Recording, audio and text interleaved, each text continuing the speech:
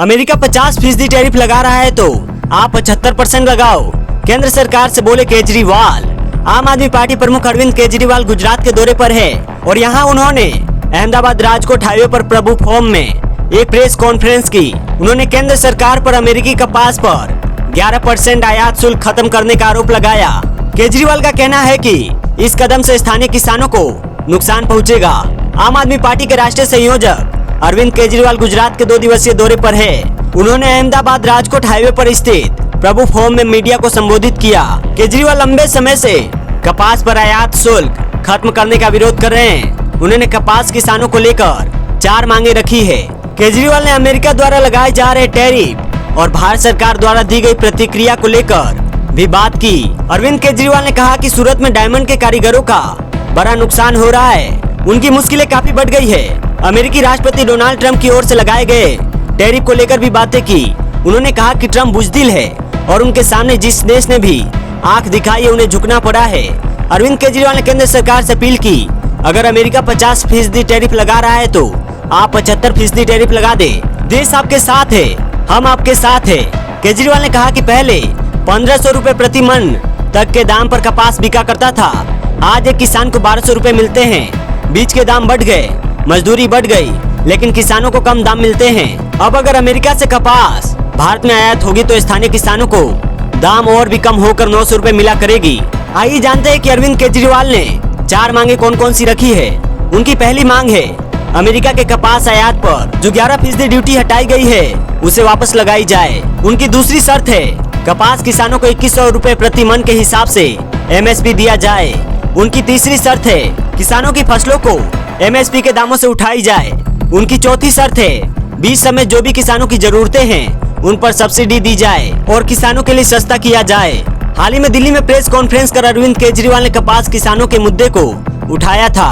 28 अगस्त को उन्होंने केंद्र सरकार से अमेरिकी आयात पर अधिक टैरिफ लगाने की मांग की थी। उनका आरोप है कि बीजेपी नेतृत्व वाली सरकार द्वारा अमेरिकी कपास पर 11% ड्यूटी माफ करने से स्थानीय किसानों को नुकसान होगा।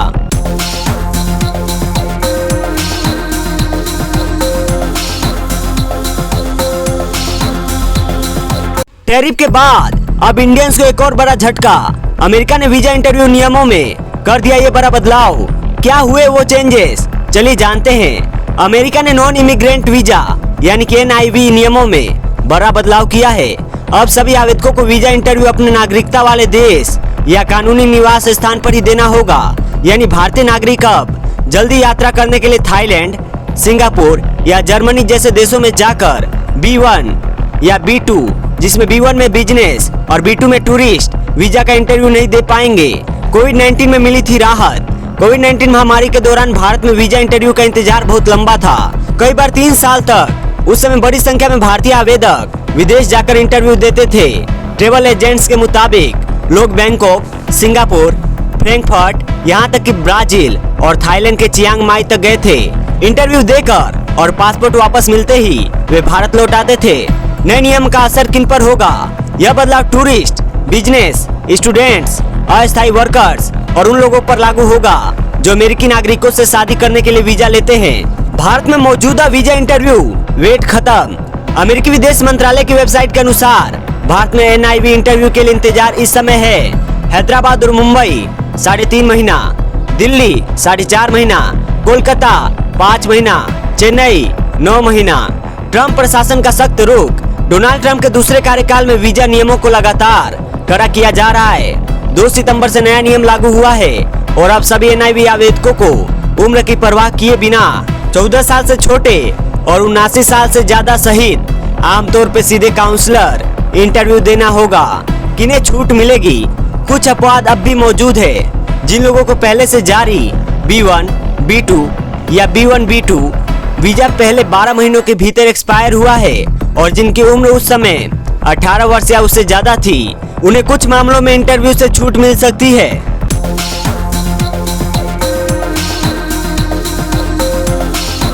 हॉकी एशिया कप 2025 चौथी बार भारत ने जीता खिताब। साउथ कोरिया को 4-1 से हराकर वर्ल्ड कप के लिए किया क्वालिफाई। हॉकी एशिया कप 2025 के फाइनल मुकाबले में भारतीय टीम ने साउथ कोरिया को करारी शिकस्त दी। बिहार के राजगीर स्पोर्ट्स कॉम्प्लेक्स में खेले गए इस मुकाबले में भारतीय हॉकी टीम ने साउथ कोरिया को 4-1 के अंतर से पटखनी दी।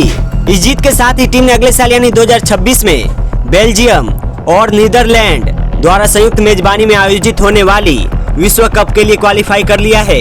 भारत ने चौथी बार एशिया कप के खिताब पर अपना कब्जा जमाया है। ये जीत इसलिए भी खास है क्योंकि भारत ने 5 बार की चैंपियन साउथ कोरिया को शिकस्त दी है। इससे पहले 2017 में मलेशिया को हराकर भारत ने एशिया कप जीता था। इस फाइनल मुकाबले के पहले क्वार्टर के पहले ही मिनट में भारत के सुखजीत सिंह ने गोल दागा। पहला क्वार्टर खत्म होने के बाद भारत 1-0 से आगे रहा। भारत ने दोनों क्वार्टर में 1-1 गोल दागा और 2-0 की बढ़त बना ली। हाफ टाइम तक भारत का स्कोर 2-0 रहा। साउथ कोरिया ने अटैकिंग खेल दिखाया लेकिन वो गोल नहीं कर सके। तीसरे क्वार्टर के आखिरी मिनट में भारत ने फिर गोल दागा और बढ़त 3-0 की कर ली। चौथे क्वार्टर के 50वें मिनट में भारत को पेनल्टी कॉर्नर मिला। रोहित दास ने मौके को भुनाया और गोल दाग दिया, लेकिन इसी क्वार्टर में साउथ कोरिया ने भी एक गोल दागा, लेकिन भारत की बढ़त 4-1 की हो चुकी थी। इसके बाद भारतीय टीम ने साउथ कोरिया को गोल नहीं दागने दिया और डिफेंसिव अप्रोच बनाया। आखिरकार भारत ने जीत हासिल कर ली। दोनों टीमों ने ऐसे हासिल किया था फाइनल का टिकट। भारतीय हॉकी टीम ने अपने आखिरी सुपर 4 में चीन को 7-0 से हराया और फाइनल में जगह बनाई। लीग में भारत का सफर अजेय रहा था। वहीं दूसरी तरफ कोरिया ने आखिरी सुपर 4 मैच में मलेशिया को 4-3 से हराकर दूसरे स्थान पर रहते हुए फाइनल में जगह बनाई थी। भारत ने अब तक 2003, 2007, 2017 के बाद अब 2025 में चौथी बार एशिया कप का टाइटल अपने नाम किया है। टीम 1982, 1985, 1989 और 1994 और 2013 में 5 बार उप विजेता भी रही है।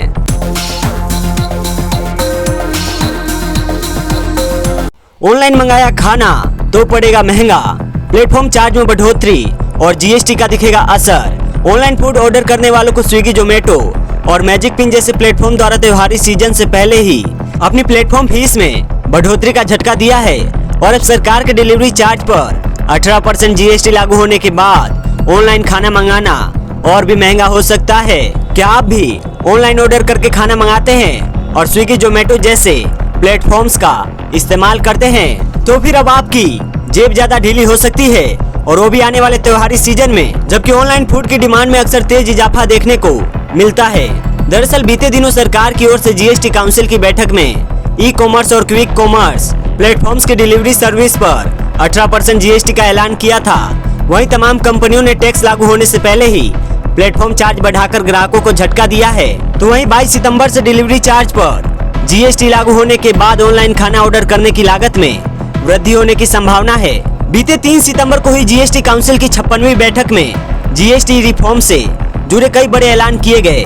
इसमें शुरुआत से लागू 4 टैक्स स्लैब की जगह अब 5% से 18% के सिर्फ 2 टैक्स स्लैब रह गए हैं। तो वहीं घरेलू इस्तेमाल से लेकर टीवी, एसी, कार, बाइक समेत तमाम चीजों के दाम घटने की घोषणा भी की गई।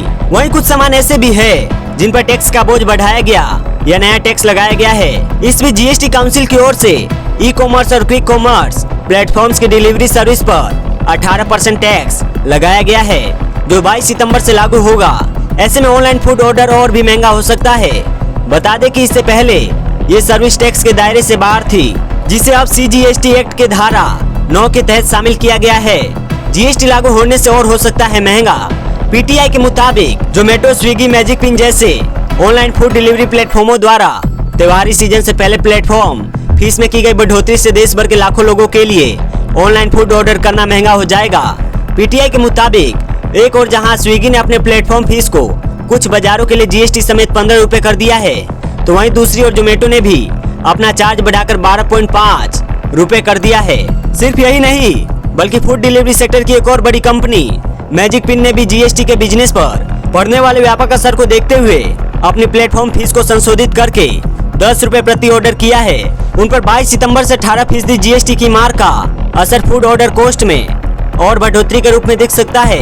अनुमान है कि जोमेटो यूजर्स के लिए प्रति ऑर्डर करीब 2 रुपए और स्विगी यूजर्स के लिए 2.6 रुपए बढ़ सकता है। स्विगी जोमेटो पर इतना बढ़ेगा बोझ। भारत के 2 सबसे बड़े फूड डिलीवरी प्लेटफॉर्म जोमेटो और स्विगी पर विश्लेषकों के अनुमान के मुताबिक सरकार की ओर से डिलीवरी चार्ज पर 18% जीएसटी के फैसले से बड़ा वित्तीय बोझ बढ़ेगा। उनका कहना है कि इससे दोनों कंपनियों पर संयुक्त रूप से लगभग 180 से 200 करोड़ रुपए का अतिरिक्त टैक्स भार पड़ सकता है।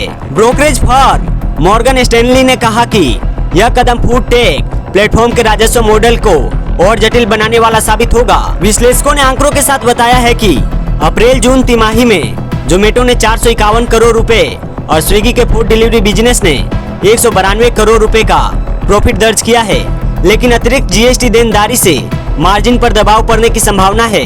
बिजनेस टुडे की रिपोर्ट में भी कहा गया है कि इससे इन फूड डिलीवरी प्लेटफॉर्म्स के बिजनेस मॉडल में भी बदलाव दिखेगा। जैसे ये प्लेटफॉर्म्स अक्सर ऑर्डर की मात्रा बढ़ाने के लिए डिलीवरी शुल्क माफ भी कर देते हैं।